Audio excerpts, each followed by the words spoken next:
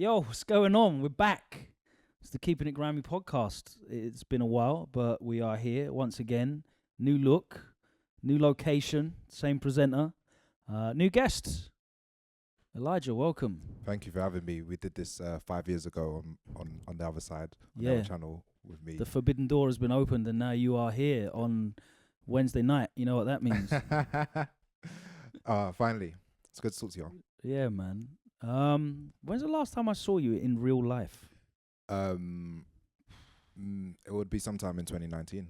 Yeah. Just everyone probably from the Grime scene. It's fucked because no one exists, but everyone still exists. Yep. Do you know what I mean?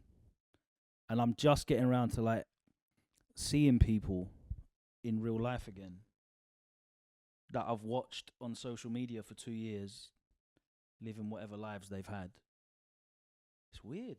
Yeah, it's like some people have been like frozen in time and like they've come out the same person, and that's cool. Some people that have just gone through some crazy growth, and that's cool. And yeah, there's people that I just haven't seen yet as well, that I haven't been able to have that conversation, and kind of excited to like start seeing people again. Wait, who played first set at Fabric? Royalty. Oh, damn it. Because I couldn't see in the booth. I played last set Yeah. at Grime MC FM. And I couldn't see who was in the booth. Yeah, that was Royalty. Yeah. What's going on, Mark? We're gonna talk a lot about Marks today. Hey, Colt. Yeah. Yeah, it was interesting being in a venue again. I don't know how I feel about it. It was good though. I loved it. I think you're taking in things that you never used to take in before. So everything becomes a lot more vivid, like things that were just not noticeable. You notice people, faces, smiles, reactions, like sound, heat, like things that you just don't feel off YouTube or don't feel from sound, like the things that I missed about live music that nothing can replicate. And before, when you're in it, doing it all the time, you start to not notice those things. And but the Grime MC show was remembering all the little details of things that make Grime like still one of the most fun musics to see live. Yeah, definitely. It was a big. I had a lot of sensory overload. Yeah, I think like there were some moments where it was like pure joy and elation, and then other moments when it was like anxiety and worry. But it was. I think overall, like it was great to be in the space again. I don't know anyone that, touch wood, anyone that got unwell, which is great as well. But I'm glad that we're having the opportunity to share these experiences again. It's very important. yeah. Very It's human. It's tribal. It's like what the thing that makes us like different from everything else in the world. So, and everyone's just being more grateful for just the little things coming together. Like that set, the Grime MC set. There's a lot of people that you wouldn't commonly see on stage the last few years, and just having fun, spitting bars, new It MCs, reminded old me MCs. like It's wicked. how far we all go and have come, been basically. Like you said, that lineup that we ended up getting obviously wasn't advertised lineup, but that lineup we got on that stage for Grime and CFM was, very expensive to book. It's the actual 50-man set, innit? It's the it's an old Grime Forum joke, but yeah. Was that a Rewind Forum joke? Then it migrated to Grime It Forum. was Rewind for A Rewind a 20 Forum man set tonight. It's Oh my happening. God. Yeah, It was a 20-man set. 20-man as well, set, that's what it was, yeah. And even speaking about I Rewind need Forum. to start posting really bad gifs of smashing up like big box monitors and stuff. Some of that like early internet stuff now looks so archaic. Yeah. Like forums just look like they were from the 80s, not from Yeah. 10 years ago. Like literally, like Grime Forum started in 08 or something. It was not that long ago. But now, if you look at it, it looks just You say not that long ago, but the average person at an event, that's like half their life. That's true. Because obviously I meet people now and they say, oh, well, I've been listening to Grime since I was 10 or 7 or 6. Yeah, and they say, and you ask them how long it's been, and they're like, 13 years. Yeah, exactly. So now, like, I guess I've been doing stuff so long that weirdly I'm like not in the first wave of Grime, but then I've been doing it long enough to have only been there when a lot of people that listen to it now have been there. Like they don't even realize that I wasn't like part of the original wave of people. But there's like 8 waves after you that qualify for that as well. Yeah, I love it. Oh yeah, man, I love old school grime, German whip. And Yep. That's Not Me. It's beautiful. And my head just goes. I love it. Can you remember when people were moaning on forums about this new influx of fans that like pow? Yeah, yeah. I think like the good, Like they're ruining grime. the These good new thing that's people. happened in the last few years, especially when we got to start doing shows properly, like across the country, we got to see who was like really listening to the music, and people that just didn't interact with it on the internet. So there was this audience, fan base, listenership that just never spoke about it online. You could go somewhere and there would be 1,000 people, but those people weren't like tweeting us or on forums or on YouTube comments or anything. So like our perceived kind of like thing of the audience was completely different to actually who it was.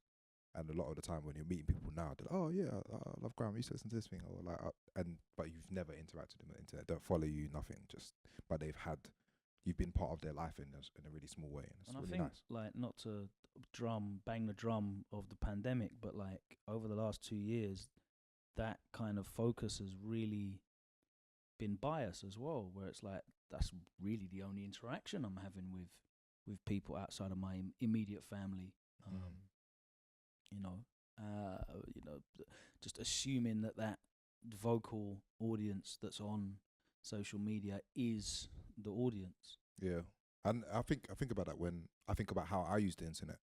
Like I don't go around commenting on my favorite artist pictures or liking their photos or anything. I listen to music. I download stuff on Spotify or not on Spotify, iTunes or on and use Spotify, use YouTube. I never comment or anything. So I would be part of that silent majority, and I'm contributing to it as well. So I've got this weird kind of dynamic. And then when I do say I like something, people are like, oh, I didn't know you like this. I'm like, well, I like Grime more than most people on the planet. So, it's funny when people that make it and involved in it or adjacent to it are surprised that I like what they do or don't even know who they are. I'm just like, bro, like I'm a bigger Grime fan than I'd say like 99% of the population that have existed in human history, like if not more, like. So yeah, talking about social media, and for the people that don't follow you, they should do, and all the Butters accounts, because there's loads of great stuff on there, and all the Butters family, because they're great creators of music. Shill, plug. But I wanted to talk about your post-it notes. Yeah. That you started putting up. Where did that idea come from? And like, was it something that you planned, or did it just? No, so it's something that's kind of gone through several iterations. So what Logan's talking about is I was just posting every day on Instagram, just something about the music industry or a bit of advice, or maybe it's the way I think about something that's very different to the common rhetoric around it. And I did that for 80 straight days. It started out of just trying it once and getting the encouragement to do it. So a DJ called Jubilee saw like one of the diagrams I drew and said, oh, you should make an Instagram, just posting this stuff all the time. I thought, okay, cool. And I didn't think that it would bang on the algorithm, like, because there's no picture, there's no selfie, there's no nothing to make it stick out on Instagram. And I remember sending her a message saying, oh, this is so anti-algorithmic, it might bang or it might do well. And Julie Adenuga, like, I was talking to her and she said something about her being on the radio every day for Apple and for Rinse, accelerated, her progress as a presenter, built her audience quicker than if she was doing once a week or once a month. And I used to have a domain called Elijah365.com that I used to Tumblr my travels with, like when I was traveling around DJing around the world a few years ago when Tumblr was popping. And I was like, I had this idea in my head to do something every day in different points in my life, but I just never stuck to it, or I'd do it for a while and then stop. Did this thing, and it's connected like way beyond like the audience I'd already cultivated, and it's like magnetized opportunities to me that I didn't expect. So I've kind of paused it for a minute, gonna like refine it, make it better, and then do the whole of 22 every day, 365 posts. That will be Elijah 365. And that will be the Elijah 365. But the original Elijah 365 was from 2014 to 2017. So yeah. So it's sometimes with these ideas, like I have them in my head, but they take ages to live in the real I world. think it's really good that you said that as well, because a lot of people feel like there's a lot of pressure on people, especially in social media, where everyone sees everything and it's archived forever. That like you can't, like your thing has to bang straight away. Like you can't have any misses, can't try something out and experiment. There's no room for experimentation because it's there forever, and your flops will be there. I guess people like take stuff down and what have you, but shit's archived, isn't it? Really, it's the internet. Yeah. So it's great to see more of that experimentation, and you guys over at Butters have always experimented and been open to that and trying new things. Yeah, it's like a survival mechanism. I enjoy like experimenting and trying new things, but like if we couldn't have stayed doing anything that we did for that long anyway. Yeah. Like just by nature of what this thing is, like it's a moving target. So if we had just stayed on Grime Forum, for example, or stayed on Rinse, or stayed on Tumblr, Putting records out. putting whatever. or when I started the label was the same year that like Uptown and Rhythm Division closed. It's like so I had to do a model that was selling direct. So like some of these things are like forced in my hand. Then obviously when DJ and that thing went to video, I didn't have the facility to like do all that stuff myself, so I just did something slightly different. But yeah, it's a lot of like experimentations of like kind of tweaking and not being married to any particular medium. Like I just think that the medium is like, or the expression is creativity in general, and I'll just find ways to like help everyone's thing live. Swindle, Flavor, Roti, DJ Q, Elijah and Skilliam. I talk about Elijah Skilliam as a separate thing, but like I just find ways for those projects and artists to live in different ways. Yeah. It's an interesting one because you mentioned the less than fortuitous timing of starting up the label and a lot of the record stores, two of the most important ones, closing. And one of the things that really interests me is like how Grime's like, as a genre, Grime is like the guy that leaves the camp and goes out into the jungle with the machete and tries to find a pathway out. And like, I definitely don't think Grime's dead, otherwise I wouldn't still be doing it. But like, in my mind, it's in my mind you've got like drill and rap and a lot of these other genres coming through now. Like they walk past the skeleton of Grime holding the machete by the side of the path that it's kind of carved out, and like that metaphor in terms of how the industry changed basically year on year on us when we were trying to start out from, oh, we can press up our own vinyl, this is great, Jungle, they've been doing a garage, they've been doing their vinyl thing, these guys are all doing, like, they've got big cars, like living nicely, even dubstep, signing big deals and what have you. Great, let's like put out vinyl. And obviously Wiley plus many more hit the pressing house, went to the record shops, all these young guys from estates able to get money legitimately, not worry about being pulled over with what's in their boot because it's just vinyl records. And it was great. And then a year and a half later, the arse falls out of vinyl. And we're like, oh shit, man. Like, what do we do now? Okay, mixtapes in America are popping. All right, cool. We've got to go and find a way to make mixtapes. How can we make mixtapes? We've got to research this industry on our own. And someone's got a link to Jetstar. Okay, we can go there and press up CDs. And a couple of people do mixtapes, like, and that becomes the wave. And then file sharing appears, and everyone's sending MP3s around and zip folders, and you can just download everything immediately. And that's gone now. All right, cool. What's next then? Shit, the industry hasn't caught up. And we're making this music, and it's just all going around as file sharing. And the same way that stuff goes viral now, and these, young artists that are coming through that are seeing huge success off of their record being shared for free on various platforms, that wasn't there for Grime in the first instance. And I remember everyone's, Grime's amazing. It's great. They've got so many fans, but no one spends any money on Grime. No one buys Grime. No one spends money on Grime. And now no one spends money on music. Like, buying music is such an alien concept to 99.9% of listeners. Yeah. That all of that shit that we went through basically led to the infrastructure and mechanisms that are in place now for the industry of young black musicians in this country to monetize their work. Yeah. I mean, like, maybe I think this works both ways. Is that we wouldn't have done all the different things and the music would have been made in that way if the mediums weren't what they were. So you wouldn't have got Grime on if we just started out in a landscape of streaming.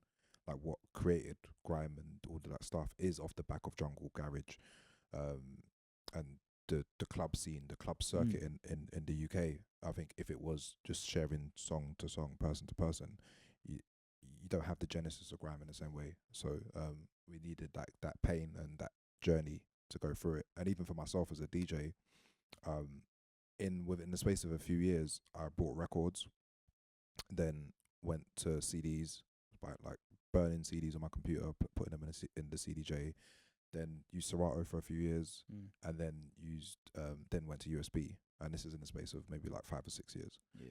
So even the format for, playing the music is completely flipped. I mean, I went from spending £150 a week cutting dubs to worrying about whether the WAV file is going to be read on the CDJ when I put the USB key in,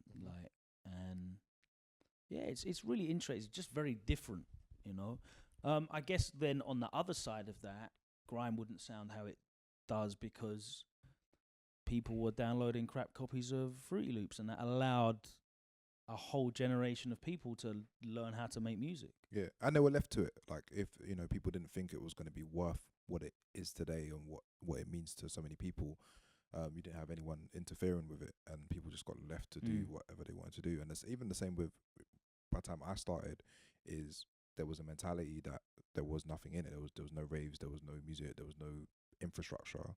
So I was not someone that anyone needed to be paying attention to, and that forced me and Skilliam to do the things that we've done, and that's what made Butters. Like, I think if I was given an infrastructure or handed support, you wouldn't have Butters today, and I'm grateful for that too. I mean, all that kind of things I've had to learn myself.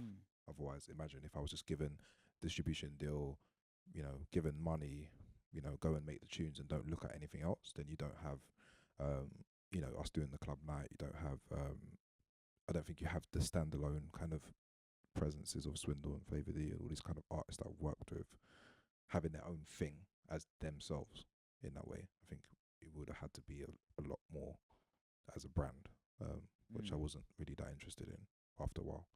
And so when I do see people coming through, young people get handed setups, I'm saying, like, that is good that you get the support, but then understand that you gotta find ways of executing things by yourself or learning things by yourself, at least understand it. Even these things like the cameras and code and websites and distribution, just that safety net doesn't give you the urgency to learn the mechanisms to keep yourself upright. And I guess when that safety net gets pulled away from you, you see a lot of people that just fall away from music because they don't know how to do it themselves. Yeah. And in some ways, I've never worked for a music company before, never had interned or never had a job in music, and sometimes I think, that would have helped me just get some insider information in terms of stuff that I missed out on, especially with new technology. Like, sometimes I'm slow to adopt things, just because I don't personally use something, so I'm just I don't use TikTok, for example, so I just don't pay attention to it. But then when I find a way to use it in a way that's comfortable for me, then I'm flying on it. Do you know what I'm saying? That's what Instagram was for me until July 30th, 2021. With time, I just didn't find the personal. Jamie still hasn't found the way in which he wants to use Jamie said Instagram is for squares, and that was he's philosopher king, Jamie. Yeah, but I just remember that tweet. I haven't had a great deal of experience with record labels like majors, but I did worked with one for like 2 years, and it taught me rather than. So I went into it thinking that I'll go in the office and it will be like, going behind the curtain in the Wizard of Oz. I'd see all the secrets. I'd find out all the special cheat codes that they have, how everything works, what's the best way to do this and that. And realistically, going in there, all I found out in that 2 years was all of the things that didn't work. Okay. That's good to know still. Which is a blessing because I got to find out all the things that didn't work for us with someone else's money. If it had been with my money, fucking hell, you know what I mean? That would have been a very stressful time. But finding out all the things that don't work and that have subsequently changed was useful for me. So I definitely thought that I would go into a major label and learn stuff. I just didn't learn the things I thought I would. So I'm still searching. But what I'm seeing from labels is they're basically doing now what you've advocated, which is just looking at what's popping and seeing how they can use it in a way that works for them, which anyone can really do. We kind of forget that like major labels are just a number of individuals working together to a common goal of making money from music, just with a huge amount of backing. But it's still individuals looking at things and breaking and there's no reason anyone else can't find those things out for themselves by experimenting and trying and just watching what other people are doing and seeing how it can work for them in ways that align with what they want to do, like you'd have done yourself. Yeah, definitely. And I've seen that where, when people in major labels might write off an artist and then they just go and make it by themselves, and they will make something happen. Like someone sees something, doesn't see something in an artist. We see this in the sports that we watch sometimes, Yeah, of course. And it's the sports same entertainment that we watch. sports entertainment, or even like traditional sports where someone might be benched at a team. Yeah, of course, and definitely. And you think, oh, why doesn't the manager play this person? And then they go somewhere else. They got Lingard at West Ham. It's like, well, they we mean just something completely sold different. Sebastian Haller to Ajax. Yeah. For like a massive loss, and he's banging goals for Ajax. There you go. And a lot of the artists that I've met on my journey it's that thing of like betting on yourself and you being the architect of your own success or failure. Or failure, exactly. Yeah, and most people won't even have to make the choice of being supported, getting a major label thing, or being independent. Most people won't even have that choice, so it's not even something you have to figure out. But if you're doing that and then you get to that point where you have a choice, it's like what portion of your efforts is reliant on Dave at said company? What portion of your efforts is going to fall on Kim at that company? Like, and if it's, if it all relies on Dave and Kim and this person and their incentives aren't aligned with yours, it's very, very, very hard to be successful. And the people that are successful, you kind of forget sometimes that they're in the 1% of like ideas that work. And it doesn't mean they're better artists, whatever, but like there's a few things that click way beyond that anything in that company's control. You know what I mean? So if you get over with people, like you don't need Dave and Kim can so hold the machine, funny but they don't need to do that. You know what I mean? It's beyond skill at that point. Creative has nothing for you. It's so funny how, when we, because I've known you for what, like 16 years now? Yeah, about that. Since I've been in university, yeah. So yeah, yeah, around like, it might be longer, like around Power, I think, because I remember you doing like fire campy kind of stuff. Yeah. And obviously we share a lot of interests outside of music, and it's been really fascinating, like finding more and more and more out about different industries in entertainment and how similar everything is. We have a great love of professional wrestling. We've been around the world enjoying professional wrestling together, in America and Japan, and in the UK, of course, as well. And yeah, so many things are applicable across different forms of entertainment, because at the end of the day, you're just trying to connect with an audience, right? Exactly. And when you're reliant on someone else presenting you, as we've seen with WWE, where they have a guy at the top whose overarching vision controls all. You've got a team of writers that basically dictate what you can and can't do. It's out of your hands whether you're successful or not, really. And we've seen a lot of people that have tried to be successful on their own within that organization, actively been stopped from doing so. Yeah. And then we've seen people leave and go out or work elsewhere independently, more freedom, and just try and experiment with stuff, and seen huge success with it as well. And that's been very inspirational to me. And we can use loads of wrestling references, but is there any other industries that like you've taken inspiration from? I guess it's like it's more people more than industries. So if we use the wrestling one to start off with, we follow this group called The Elite, and I would compare them to like a Boy Better Know. It's kind of like they were working outside of WWE, never got a contract there, working in this other company in Japan, and the way they kind of got in front of Western audiences was through YouTube. A lot of wrestlers never shared the behind the scenes bits of anything but with the business, and that got them in front of audiences in a different way. People bought tickets to their shows, they monetized it with merch, and then eventually met up with someone and built their own promotion, and now that's the second biggest promotion in the US. So there's a lot of fortuitous circumstances involved in that, but they made their own luck. Yeah, I think luck, it doesn't exist. I think luck is when opportunity meets preparedness. Yeah, 100%.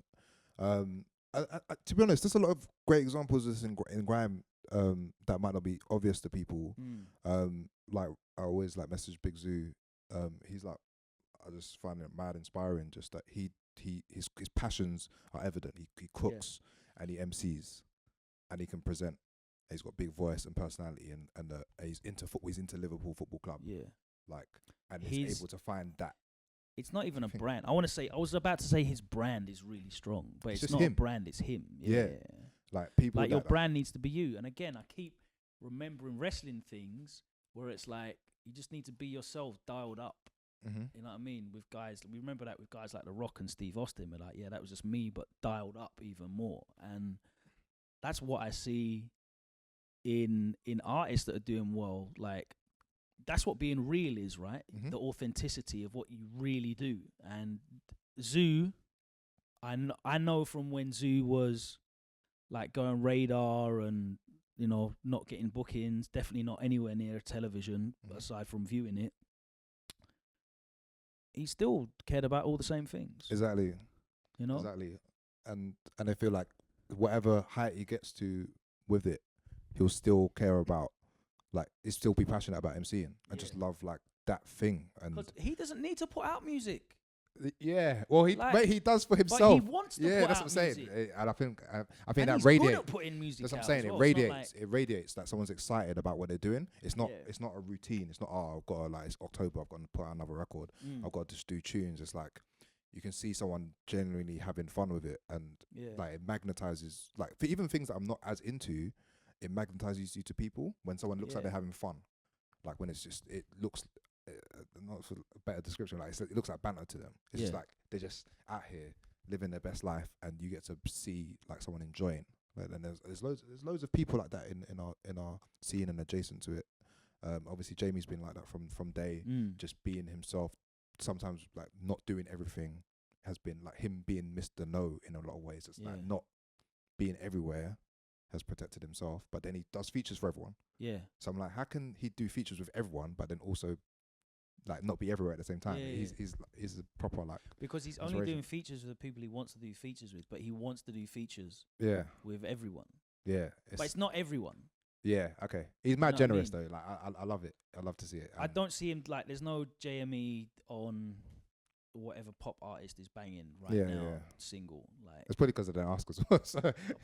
They might ask and he probably says no. Like, he's Mr. No. But he also, you know, he's been doing Twitch every day. Hasn't promoted that one. I haven't seen like he doesn't even use social media. Yeah. He just does Twitch. It's on there. talking to the people, Just making beats, man. just making beats on Twitch. Love it. And he loves it. He doesn't promote it anywhere else. If you find it, you find it. P Money's another one. He's been doing loads of stuff with gaming. Yeah. You know, he clearly loves COD and FIFA. He's been doing a bunch of stuff with that. He's reached out and worked with, you know, KSI a number of times. I think we get lost sometimes. It's like, you know, when But it's not with an end goal, is it? now people like look at the like America, like people, like Rockefeller, this thing, that thing, billionaire.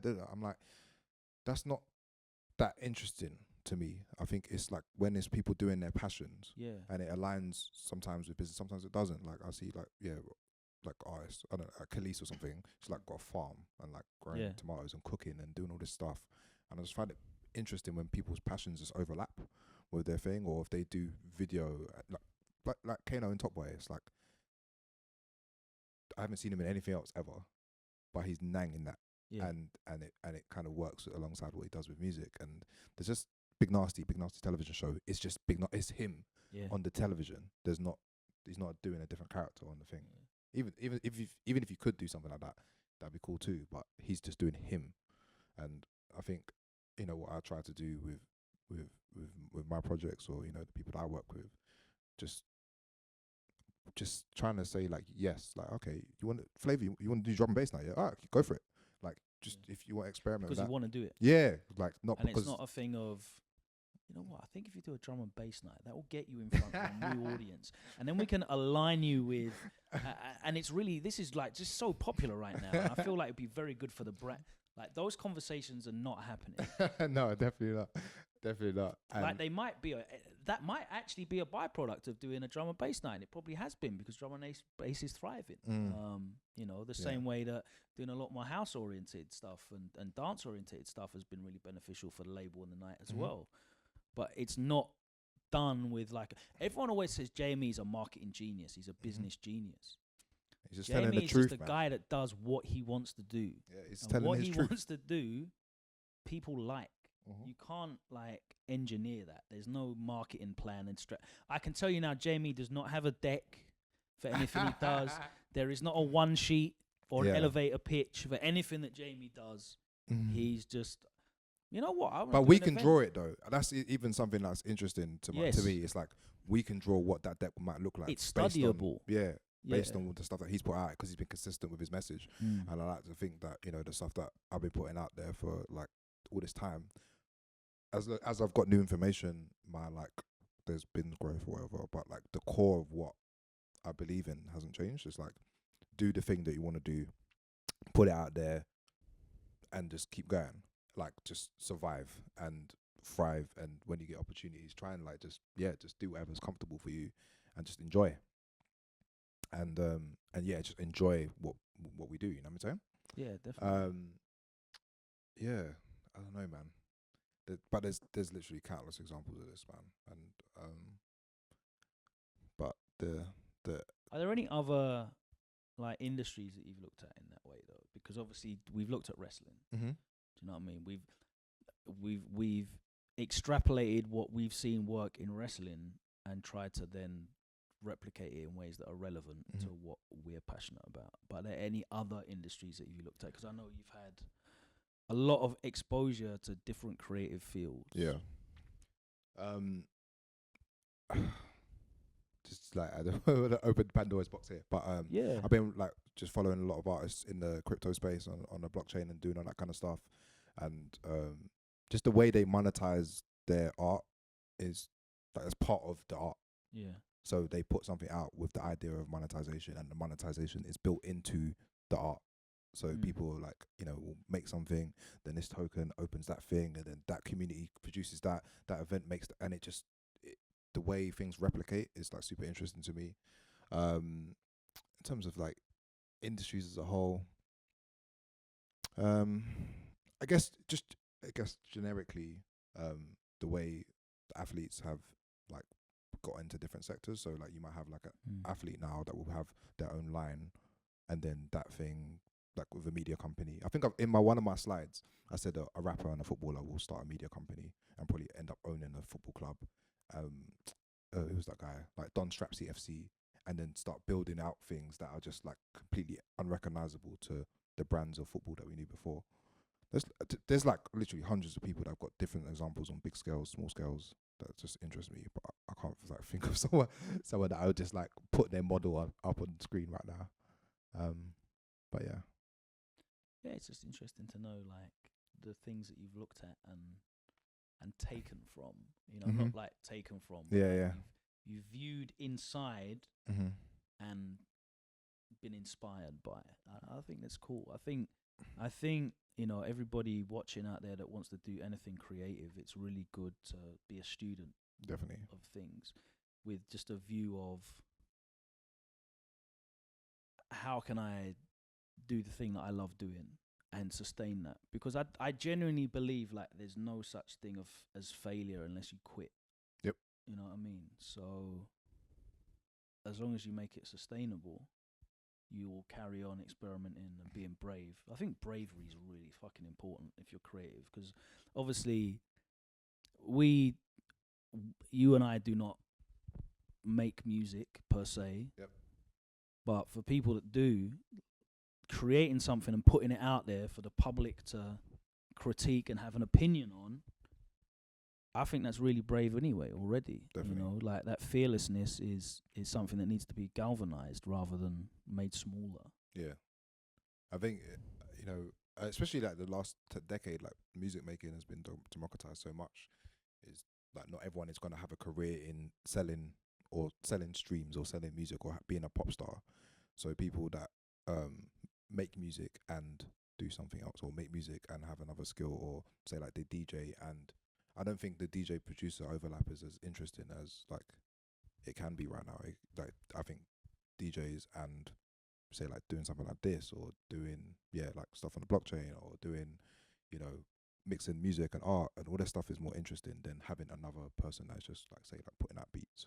Or if you're a producer, you don't have to necessarily always be a DJ. Like you can go and make records. Like because that, I mean, a producer DJ existed literally because that was the best way of making money. Yeah. Do you know what I mean? You make music, people like your music, they'll pay to come and see you play. Yep. But like you said, there's so many different avenues to monetize the love that there is for your artistic creations, that you're not railroaded down this one route of you've just got a DJ. You have to.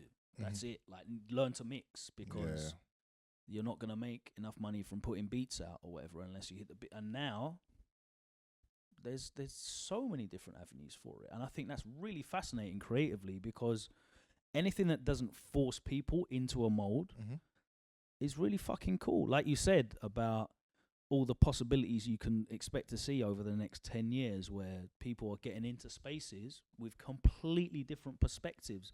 The rapper and the athlete getting into sports brand ownership, and how that's going to look in 10 years, 20 years time.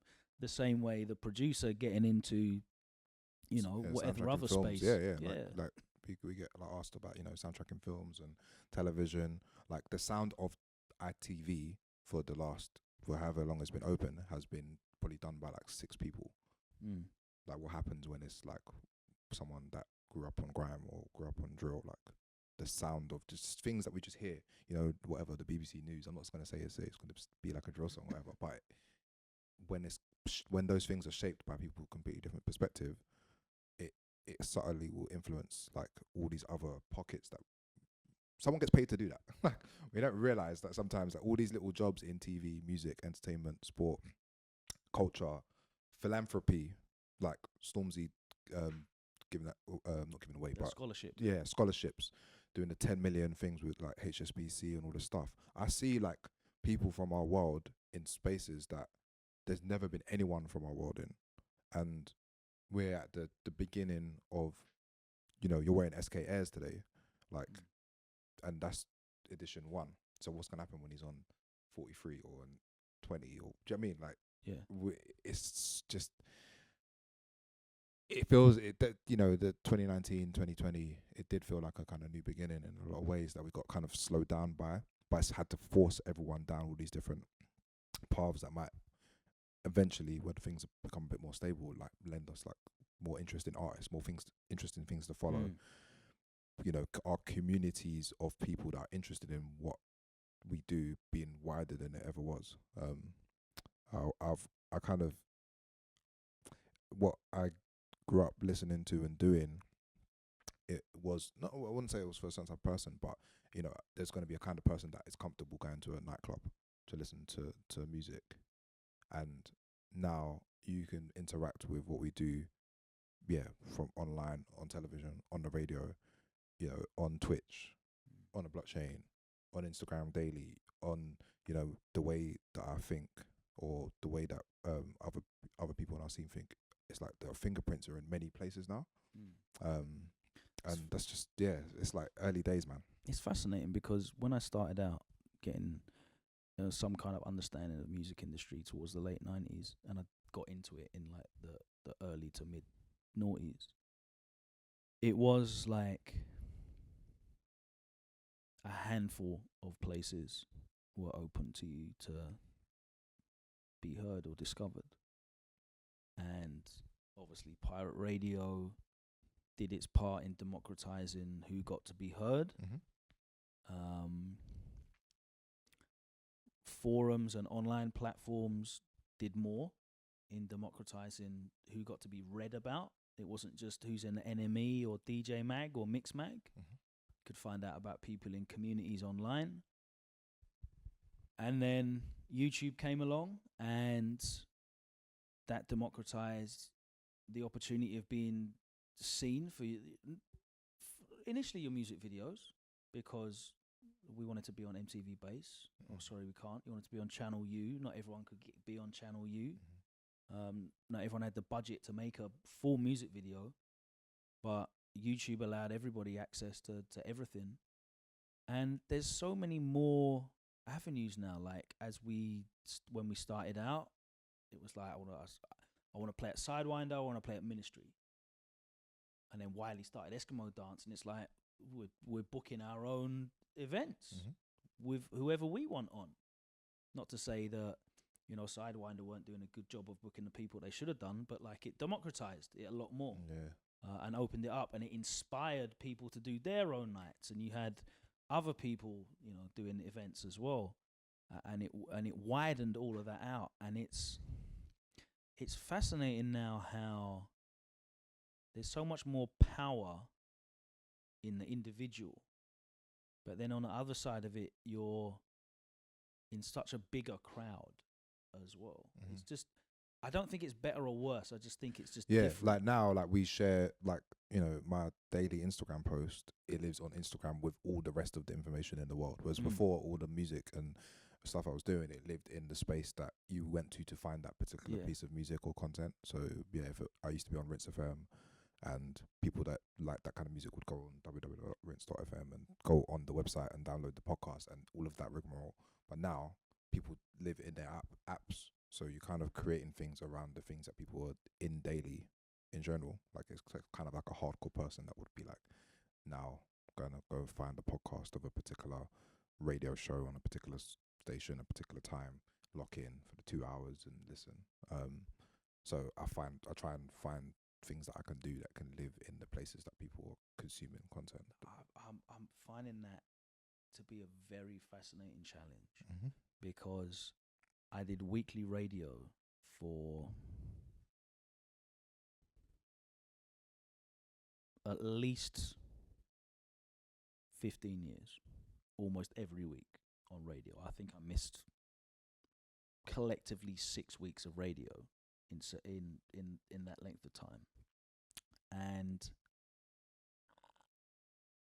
I don't see people interacting with radio in remotely the same way now. For me, radio is like an MP3. A very, very small group of people care about having a physical MP3 somewhere on a hard drive. Now, a very, very small percentage of people are tuning in and listening to radio now to discover anything, anywhere. And finding new formats that I can engage with, firstly, the same audience, because the same audience is, you said it earlier in the show, it's a moving target. So that audience that was listening to me on Kiss in the noughties, or was listening to me on the BBC, you know, or on Rinse before that, like, and after that, that audience is moving all the time, and I need to move with them and find, find where they are. Not only just find where they are, because it's easy. I know where they're. Everyone's on TikTok, everyone's on Instagram Live and whatever. But what are they consuming? You know, and also it's really difficult because what people are consuming on those platforms is not necessarily the right format for what I want to deliver anyway. Exactly. Which is why it's the same. That's exactly the same problem as when man sign a major deal and get on a major label, and I want to get in the charts and think I need to make music that sounds like this because I need to get radio play and I need to chart, and so my songs have to sound like the other songs that are out there. Well, no, that doesn't work for you. And me just going, let me just do a 30-minute mix for X platform. Well, no, people aren't listening to 30-minute mixes on that platform. All right, cool. Let me do a TikTok dance because that's what people do on TikTok. No, you're a middle-aged man now. Yeah. No one wants to see you. That's not going to bang for you the way you think it will. I might go viral, but it will not be the way that I want to go viral. So, like, it's a very, very interesting conundrum for me. Yeah, now, like, it's even weird when I say I'm a DJ primarily, because I always introduce myself as a DJ because that's like my home kind of medium, but I don't do as much of it as I used to. Like you, I was on the radio every week for 6 years straight, and then at the end of my run at Rinse, I couldn't do the show, and I said, I needed a bit of a break actually to go and work Japan for 3 weeks. Weirdly, brother. And it the was most important, the Ichiban title. Yeah, exactly. I was still working in the junior division at this time, but I said I'm going to be away for 3 weeks, and they said, "Oh, look, we need you to pre-record 3 weeks worth of shows." And I said, like, "Well, I can't do that, and it doesn't make sense. It's not even going to make good radio." And we just had back and forth, and I just never went back. And looking back, what would have happened with that 6 hours of radio?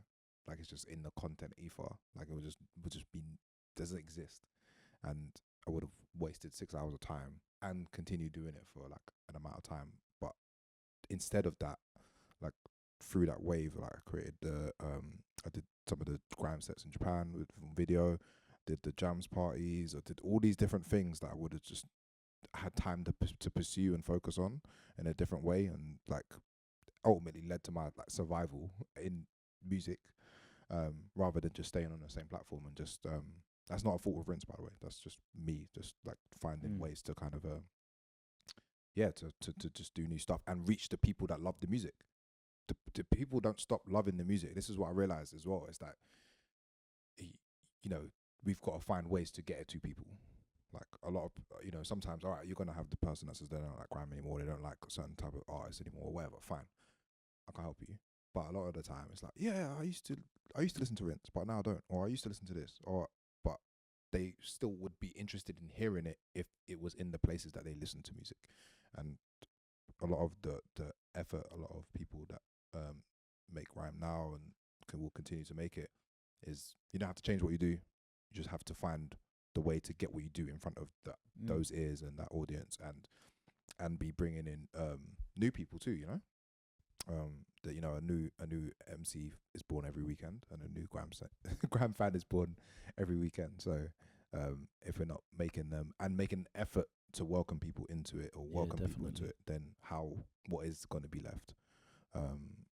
That's more like some of the efforts that we should be placing on moving this thing forward. Yeah. Where do you see it going? Like, where do you see Grime going? Because there's a huge amount of power in nostalgia. Mm-hmm. And Grime never really went through that phase where the sound became a caricature of itself. Like a lot of genres that are not around or have dropped off way more than Grime have in terms of people actively engaging with it. Where do you see Grime going? It just depends where the incentives lie. Like, in the time that I was doing it, it was, you know, DJ bookings and club bookings for MCs, you know, playing at raves. Now, it is more geared towards, you know, album deals and headline show and that kind of thing. So people will make products and things that align with that, because that's where the money is ultimately. So I don't think that, like we're saying about all these different models, I don't think there's a collective model for the scene. You're just going to see many different models like that. I didn't, even with Butters, I think, and I wanted Butters to be like what it is, kind of, but then I wanted everyone else to have their own Butters, but it not to be anything modeled like mine. It was like, do you know what I mean? I was like kind of like a production kind of click with raves and merchandise and other cool shit, and then your Boy Better Know was different. It was MC led, very different way of doing things. Obviously stars, but then they could have a whole Bandulu vinyl and Bristol culture and that kind of things different. And then there could be 30 to 100 of those kind of different models doing different things, serving different people. And then when those things link up, when you do whatever Jamie at Butters, oh shit, like that's two different things. Yeah, because you have your own distinct things and you create something new by mixing those things. Yeah, and that's the thing that about, like, I love about music in general. Like when you see that intersection happen, like, and it's like that's what makes grime interesting to me, or makes, you know, music in general interesting. Like when you used to get like Noom Generals and Roll Deep on the same set, like that stuff is just, yeah, that excites me still. Yeah, I mean, even that existing where you'd hear Newham Generals and Roll Deep on the same set. Oh, I get to hear Footsie D amongst us spit on beats that I wouldn't hear Tubby playing. Yeah. You know, or I get to hear Wiley and Flowdan spit on Footsie productions that, you know, or Tubby productions that I wouldn't hear on their sets, and that was cool as well. You said something about signing major deals and making albums, and I think when you view grime through the lens of being rap music, which is easy to do, that's definitely the end goal, because hip hop is most certainly album driven now as a business model, artist led, album driven. Grime for me is as much three things, culturally and sonically. Like, obviously, it was created by a group of people that grew up listening to hip hop in the 90s as a global powerhouse of culture, specifically black culture. But in those households, there was a huge amount of dancehall and ragga. So in the same way that you have that, you also have that influence. And then you have the dance music side, which is hugely influential as well. So I think it's like a holy trinity of influences. The thing that's really made it, I think the thing that's made it hard for grime to be a crossover success, and also has meant that grime has lasted for 20 years and not been washed out, is that whilst it has a toe in all three of those, it's not enough in any of those three influences to really be accepted properly in any of them. Yeah. And that holds it back, but also holding it back allows it to survive. And we just haven't found a way in which that allows it to thrive on its own. Because when you talk about signing major deals and albums, I think of Jungle, that's still going now, as drum and bass, completely self-sufficient. They've got their own events. They might be putting out albums, but they're also putting out singles. They're syncing stuff across various different media, and it's like its own ecosystem. Doesn't need to chart. Doesn't need to be competing with Central C's single numbers or first week album numbers. You know what I mean? It doesn't cross paths like that. And I can look at dancehall as well. There's a whole swathe of artists that never made it to album artists. Do you know what I mean? That were massively important, that just put out 45s. And the search continues for me, even 20 years in, to find where grime thrives within that 3-pointed Venn diagram. Yeah, I've never even been sure myself. Like, it's hard to for an MC, rapper, artist, vocalist, producer, person. What do you do? Over here, you got someone offering you 100 bags to go and make 15 songs. Over here, you've got the promoter meet someone like me that would be like, oh, come and do a show for $1,000 or a couple grand, or for the bigger ones a bit more. Okay, and then you have this, like the 45 single world of and making people dance and it being this thing outside of those two things where there is this question mark. And the question mark to me has always been infinite. It's not actually zero.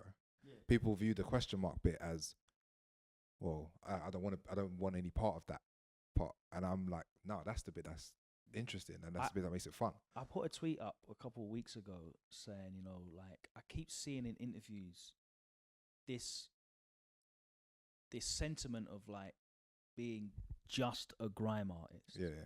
Like, being a grime artist is really easy. Like, anyone can just write a one-line flow and get a reload at a rave, and it's really like anyone can perform live and interact with the crowd. It's really easy. It's like the same thing that people say like wrestling's fake. Oh, like anyone, like wrestling's fake.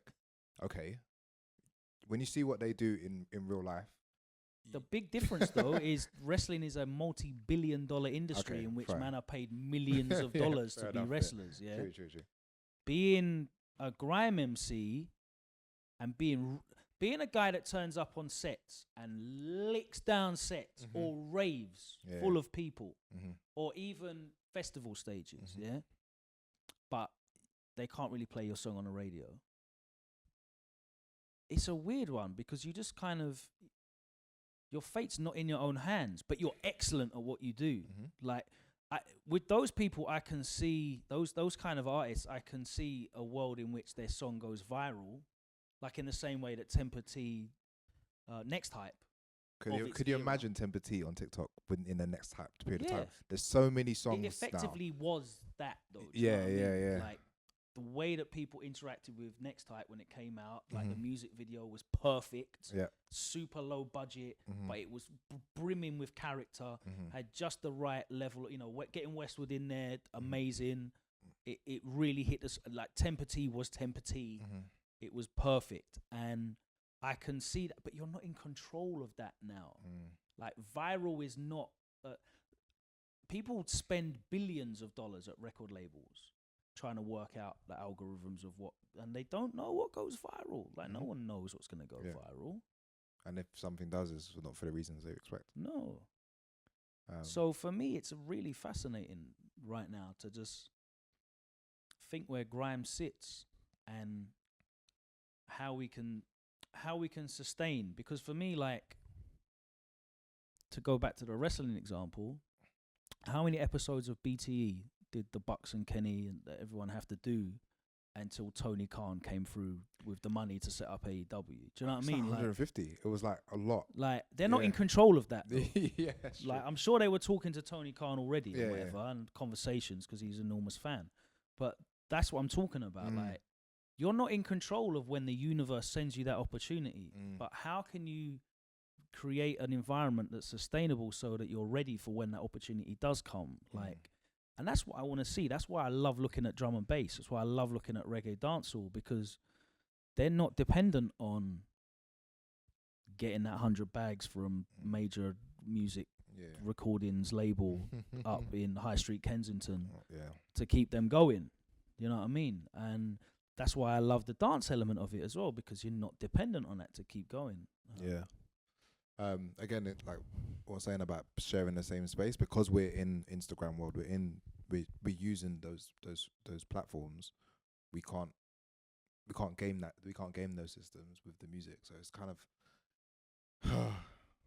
I kind of go through this all the time with the artists that I work with, and I don't have an answer. Yeah, I don't have an answer, but it's except to keep going, and with a couple of projects that I've been working on the last couple of years. Like Tim Cook is speaking over a Swindle instrumental in the latest Apple keynote, and I'm just like, I'm Footsie having Footsie and Shook Knight work having all day. Oh my on days! iPhone 13. And the work all day is beautiful because it's like the song's 6 years old, Yeah.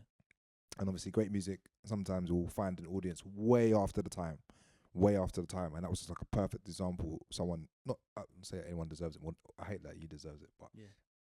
I love Foots and what he's done. Like just from the start, and then he just like that was his like. I'm happy to see. Yeah, Any success Footsie gets. exactly. I'm just like, yeah, sick. But it wasn't even the one that you would expect. No. You know what I mean? How can you plan for your record 5-6 years after release? Just being like, yeah, you know what? We're just gonna put it on one of the biggest advertising campaigns. You can make a great one. That's how you can plan for it. So that if you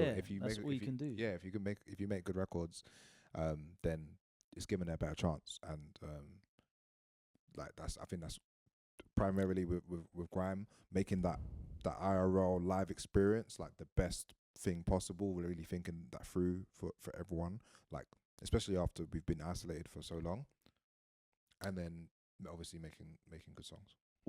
I've just remembered as well. One of the things that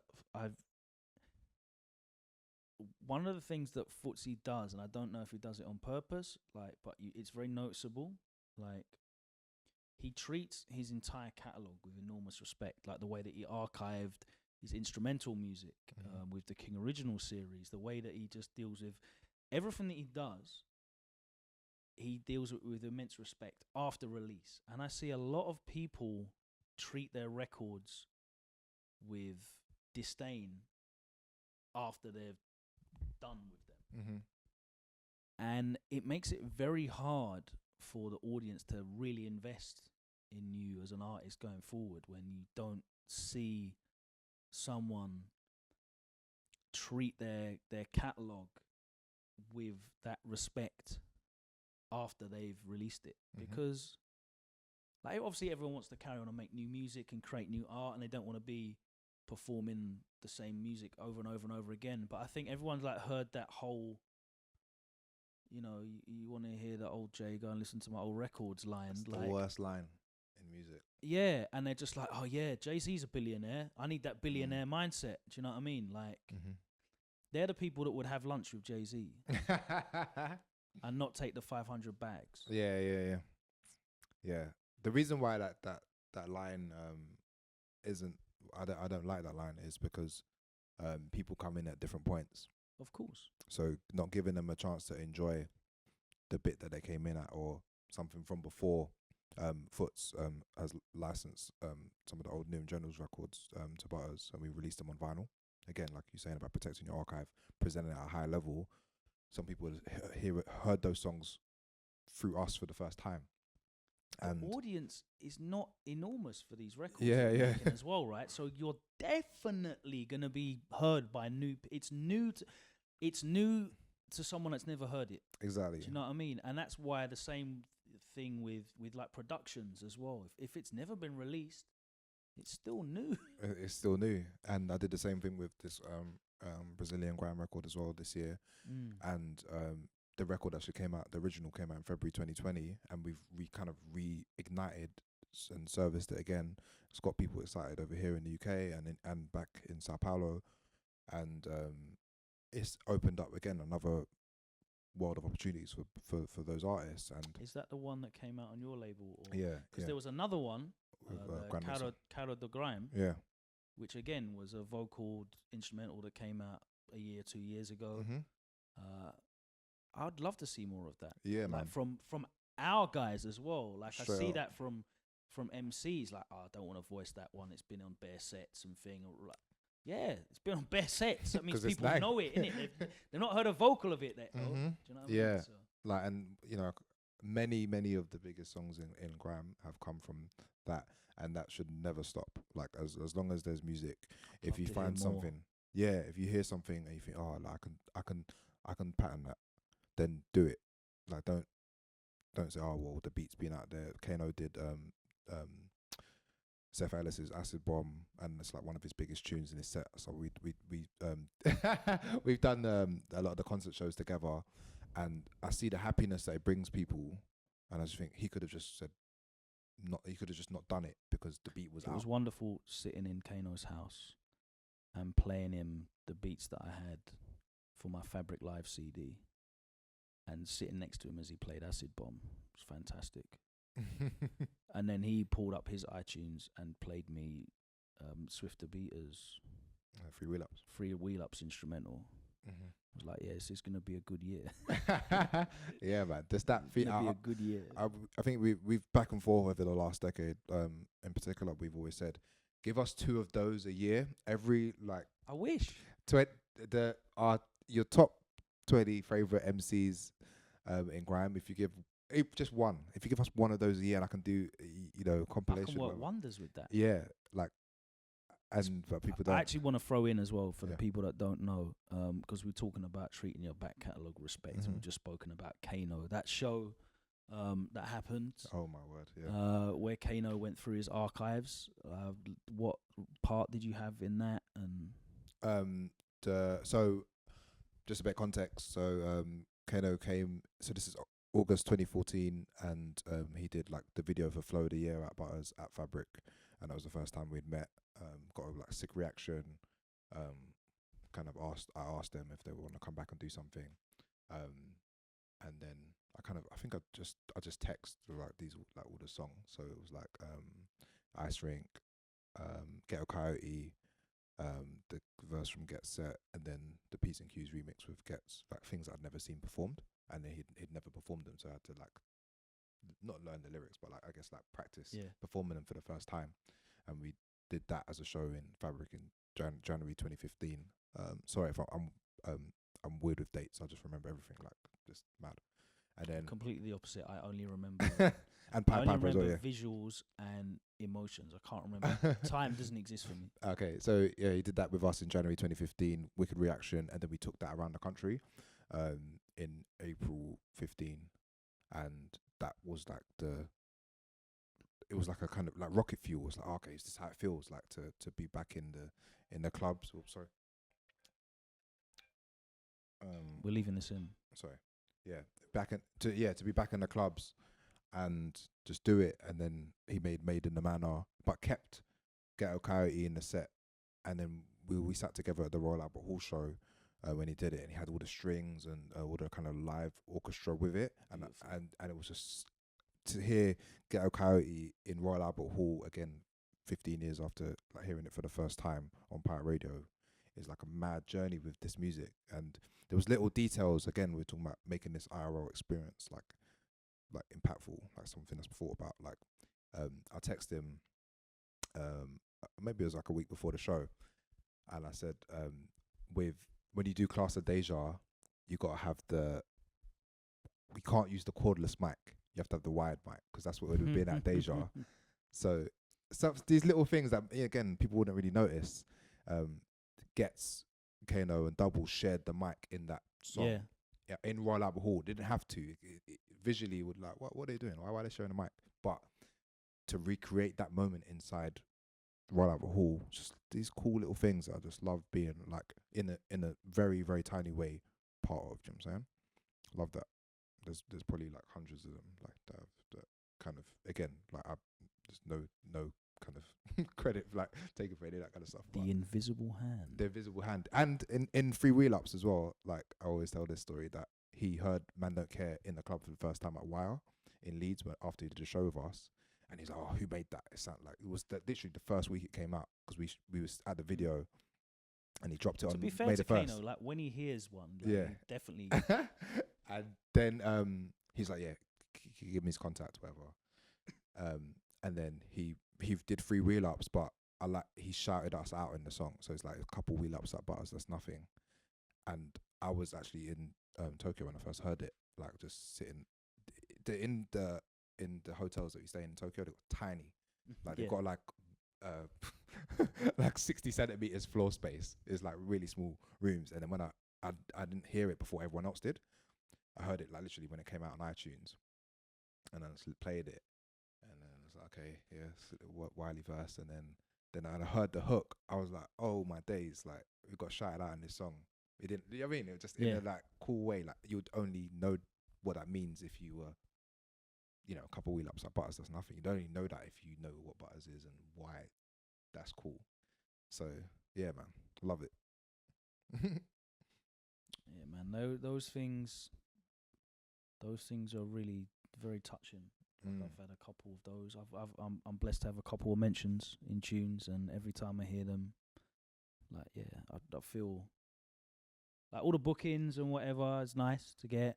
Whatever the fee is, it's nice. Whatever the capacity and the size is, it's wonderful. But like, people giving you credit on records is really fucking cool, man. Yeah, it's timeless, man. Yeah, it's like, I remember other people's credit because I know what it would mean. Like Grime in my heart, like Logan. Yeah. Like I know what that would mean, like to you. Like and when it's happened to me, and Skepta had one in the £1 fish song, weirdly for being skilly, but I was that's really nice because we were seeing each other a lot.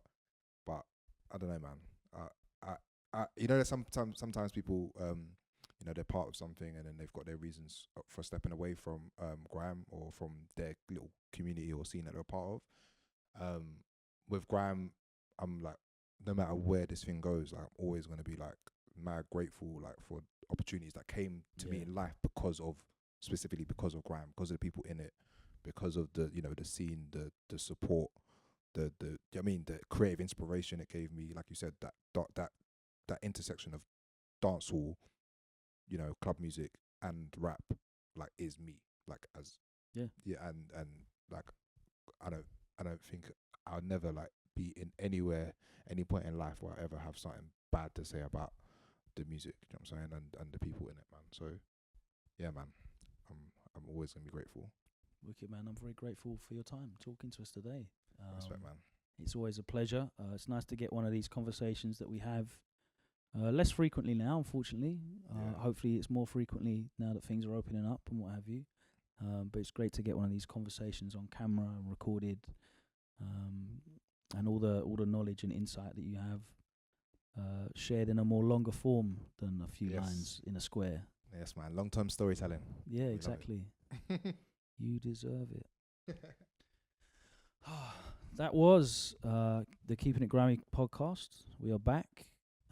We will be bringing you regular episodes, both here on YouTube and on your favorite podcast aggregator. If you're listening to this as an audio podcast, then the video is on YouTube. Just look up Keeping It Grimy podcast and you'll be able to see. And if you're watching the video and you want to just get a nice, easy audio version that you can listen to when you're driving or whatever you're doing, then subscribe to us, please. Once again, thank you very much, Elijah. Is there anything that you want to plug or shill? Just drink water every day. Drink water every day. First thing you do. First thing, before you open up any apps, just drink water. Drink a nice, tall glass of cold, filtered still water. Start your day right. And always keep it grimy, of course. Zing. See you later.